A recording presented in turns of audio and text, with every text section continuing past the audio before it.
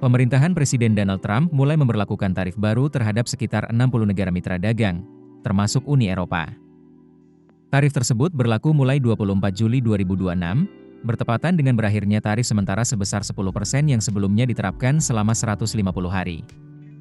Menurut pemerintah Amerika Serikat, tarif baru ini diberlakukan karena sejumlah negara dinilai belum memiliki penegakan yang memadai terhadap larangan penggunaan kerja paksa dalam rantai pasok.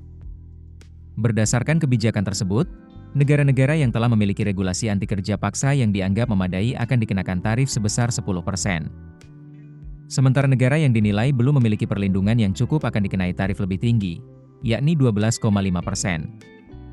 Langkah ini sekaligus menjadi upaya terbaru Gedung Putih untuk menghidupkan kembali visi perdagangan Presiden Donald Trump.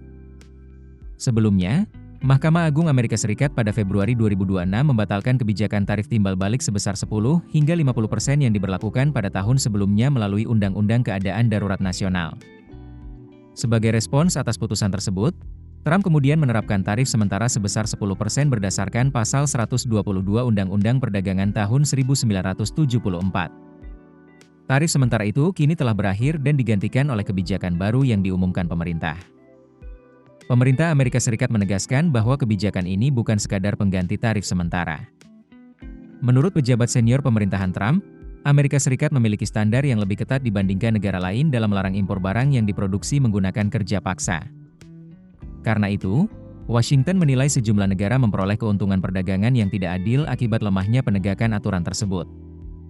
Pemerintah juga menyebut kebijakan ini sejalan dengan dorongan dari anggota Kongres, baik dari Partai Republik maupun Partai Demokrat, yang selama ini meminta pemerintah lebih tegas memberantas praktik kerja paksa dalam rantai pasok global. Meski demikian, tidak seluruh produk akan terkena tarif baru. Pemerintah Amerika Serikat memberikan pengecualian terhadap sejumlah komoditas strategis.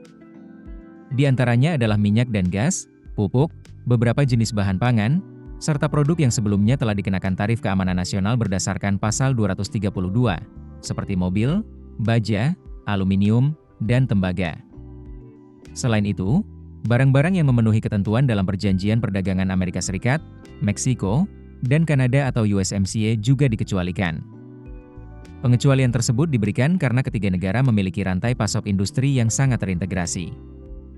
Pemerintah juga menjelaskan bahwa sejumlah negara telah melakukan perubahan kebijakan sejak tarif ini pertama kali diusulkan pada Juni lalu. Salah satunya adalah India, yang disebut telah mengadopsi langkah-langkah baru sehingga masuk ke kelompok negara dengan tarif lebih rendah.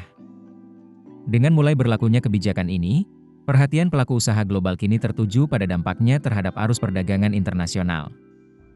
Kebijakan tarif baru juga diperkirakan akan menjadi salah satu isu penting dalam hubungan dagang Amerika Serikat dengan berbagai negara mitra pada periode mendatang. Pemberlakuan tarif baru terhadap sekitar 60 negara menunjukkan bahwa kebijakan perdagangan tetap menjadi salah satu instrumen utama pemerintahan Donald Trump. Meski diklaim bertujuan mendorong pemberantasan kerja paksa dalam rantai pasok global, kebijakan ini juga berpotensi memengaruhi dinamika perdagangan internasional dalam beberapa waktu ke depan. Keputusan bisnis terbaik datang dari data, bukan tebakan. Mudah berlangganan Business Insight dengan subscribe with Google.